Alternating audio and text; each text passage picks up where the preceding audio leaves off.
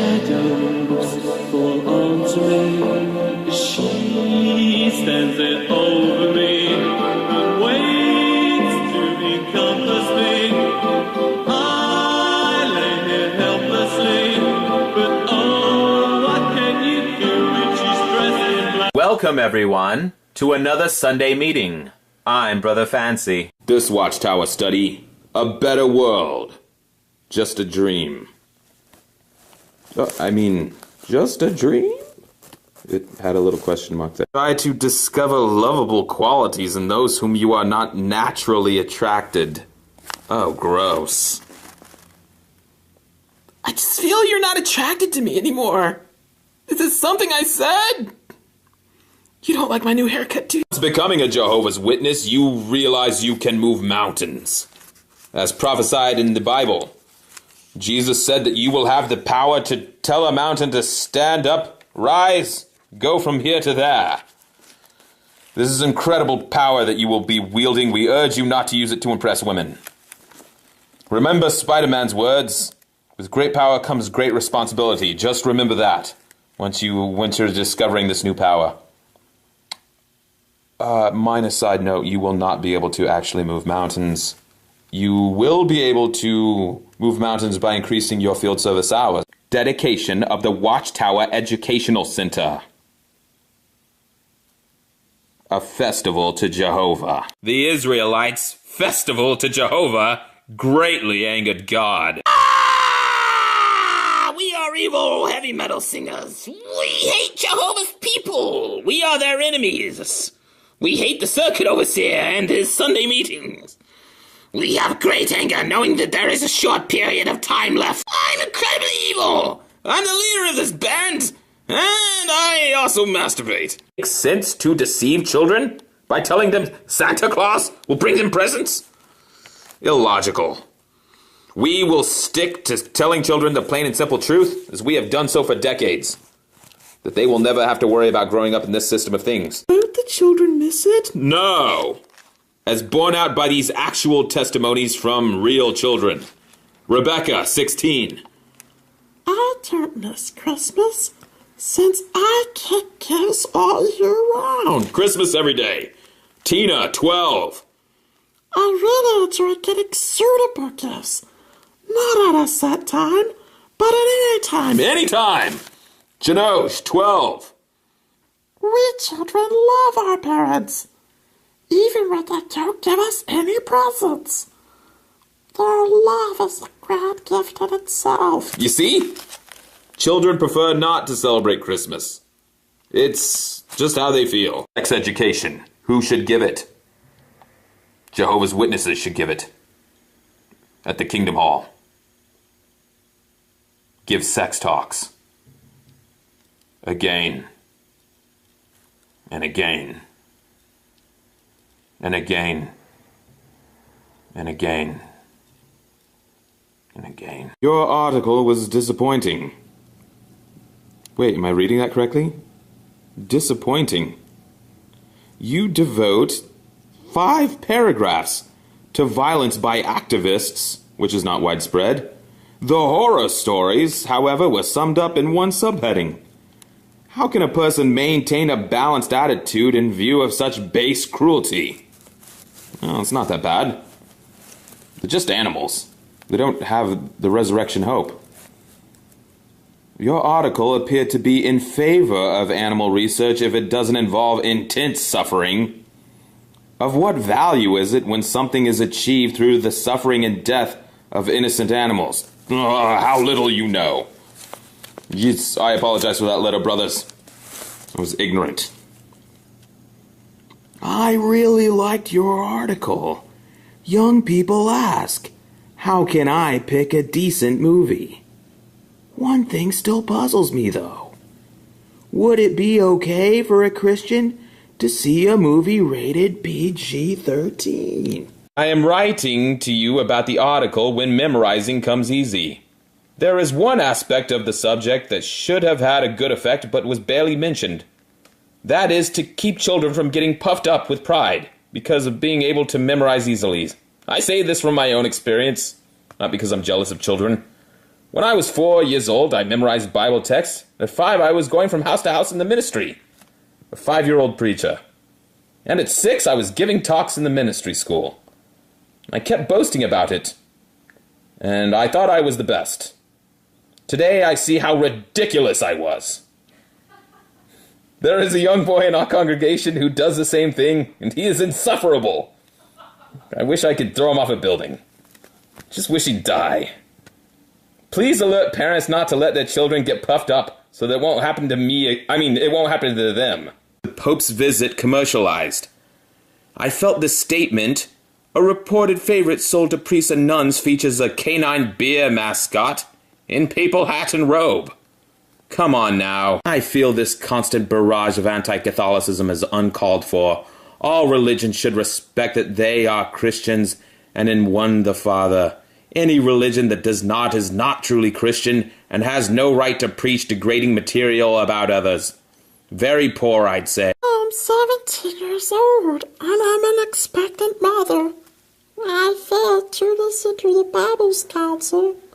My mind really opened when I read your article. I had never looked at virginity as being a badge of honor. Now I wish I had listened to the Bible's counsel. You cannot imagine the heavy load of guilt, shame, and despair I carried for all those years. Alright, this one is a true story. I am at the 2006 Summer District Convention. I'm there with my friend Dean. Dean is all dressed up in a fancy suit. He's at the convention hoping to impress this young woman he's had his eyes on.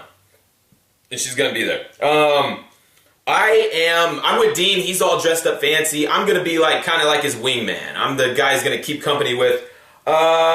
This is Friday.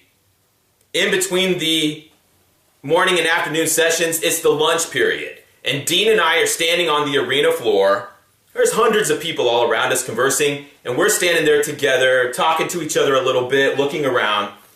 And all of a sudden, I look over at Dean, and he looks like he's seen a ghost. And I say, "What is it?" And he says, "I just had hard gas." If you don't know what hard gas is, it's sharding.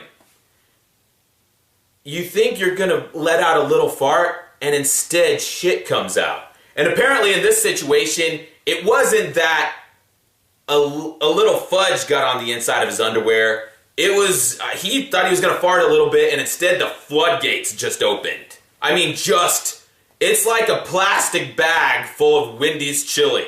This man is hanging on by a thread. He's standing there motionless, and the inside of his underwear is like a diaper full. It's got just a bucket of diarrhea just hanging in there, and he is in panic mode right now. I'm a good friend. I'm going to help him out. And I very quietly tell Dean that I know a secluded little bathroom on the far end of the arena that hardly anyone knows about. And I am going to get him to that bathroom. And I instruct Dean to very carefully, baby steps, take baby steps. We are going to take very, very small, careful steps across the arena floor. We are going to make our way through the maze of people. And we are going to get down, we're going to walk down that hallway and make it to the bathroom. And it took about 10 minutes. But we very gently, very gentle steps, made our way to that bathroom successfully. When we got in there, there was a couple of people in there. And so we had to remain very nonchalant. And Dean very, very carefully walked down to the last stall at the end of the toilets. And he goes in there. The idea being that he is going to very carefully remove his meeting pants, hang them on the hook. He's going to take off his underwear full of the hot chili and put it in the waste can, and then he's going to put his meeting pants back on, and everything will be okay. I'm standing there guarding the door of the stall for Dean. He whispers through the crack, "There's no trash can in here." And I whisper back to him, "You're going to have to flush those underwear down the toilet." And he says, "I can't. it's one of these real small toilets. It'll flood, go everywhere. People will come in here. It'll make a scene. And there's people in here. I can't. And I said, Dean, you're going to have to do an upper decker right now.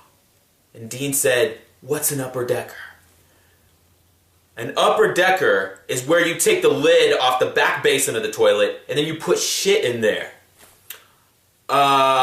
It's a very messy business. Let me describe this for you. Dean is going to put his diarrhea-filled underwear in the back of this toilet, put the lid on, and it's like the underwear disappeared. They're gone. It's magic. And it's the perfect crime. But after a while, someone is going to go into that restroom, flush the toilet, and instead of clear, sparkling water coming out, it's going to be a brown fluid. And out of curiosity, the person then lifts the lid off the back of the toilet, and they see a very special kind of soup that's been left for them. Chunky soup. And these are drastic times, friends. It had to be done. It's not one of my proudest moments, but I advised Dean he did it. He put his underwear in the back of the toilet. It's turned into chili, the whole thing. Then he put the lid back on, slips his dress pants back on, goes out to the mirror. He's looking fine. He got all the diarrhea out of his system. Everything's okay, and we went about our day and never thought of it again. Friends, you know how at district conventions and circuit assemblies, without fail, every convention, they will have an experience from the stage, giving you the experience of someone who works at the arena where the convention is being held. It's usually a groundskeeper or one of the janitors or multiple janitors that will be so impressed with the cleanliness of Jehovah's Witnesses, the clean people, Jehovah's people, impressed with their good grooming and cleanliness, that they will be inspired and request a Bible study. Sometimes they even come into the truth. Let's just say, I don't think any janitors came into the truth at this particular district convention.